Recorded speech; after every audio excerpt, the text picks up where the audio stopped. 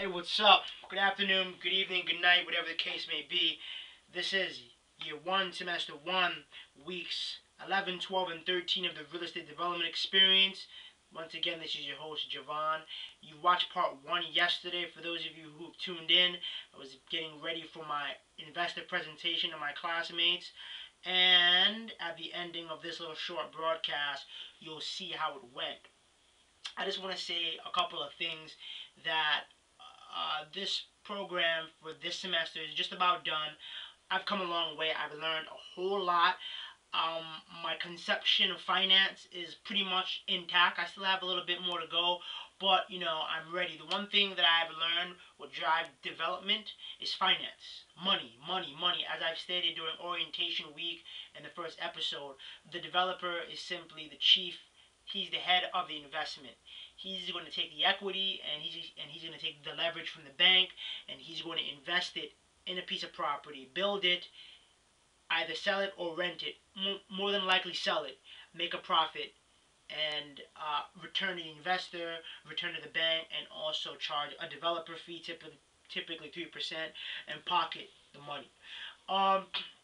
The one thing that I've also learned, especially taking experiences from my undergrad program and previous job experiences where having to get leads and interact with people, the ability to speak to people, I've done it. I mean, persistence in terms of fear, standing up when I was trying to get my education degree, running a classroom, standing up and talking to people.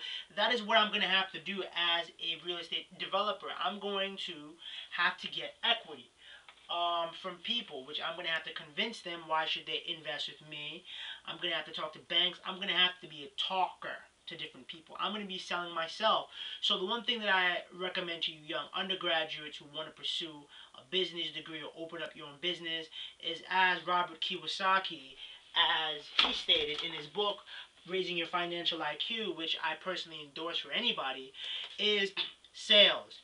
But you're selling yourself as a developer. So the one thing I've learned from my previous experiences with trying to get leads from a modeling company and education, standing up and teaching others, is that whole presence and that whole confidence of knowing how to talk to people confidently. I've mastered it, and this is what you're gonna see in this video right here. Take a look. One of the most famous destinations. My gated community is right in that area, so that's sort of jack up the price there. All right, so a little bit about it. Asher Realty LLC seeking equity and construction financing for the development of a 226,512 square feet gated community in Negril, Westmoreland, Jamaica, West Indies. Now, why I chose a PUD, Jamaica has, and this is one of the risks associated with it, Jamaica has a very, very, very high crime rate.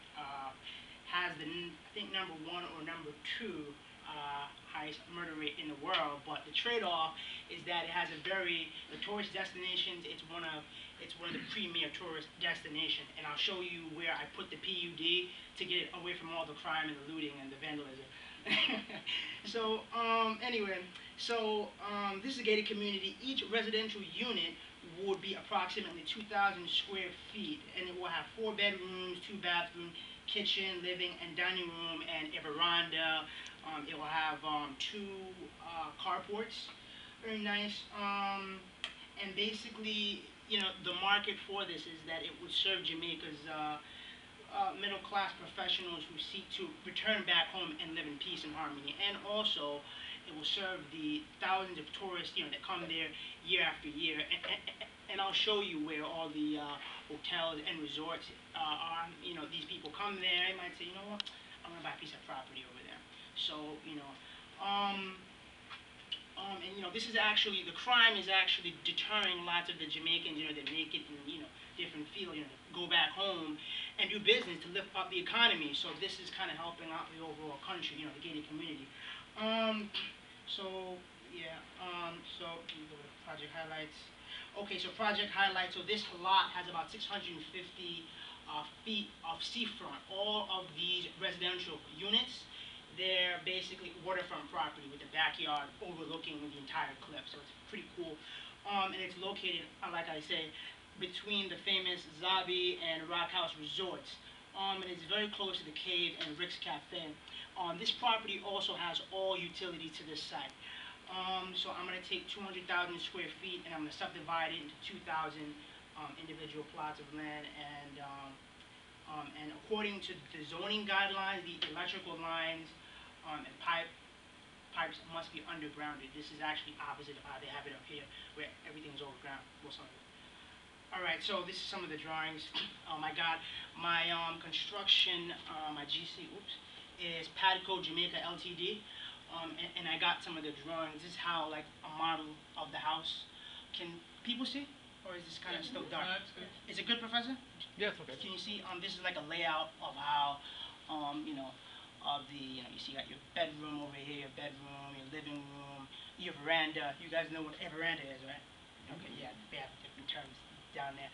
Carport, kitchen, dining room, basically, nice, simple things. Yeah. Okay, so the island, right?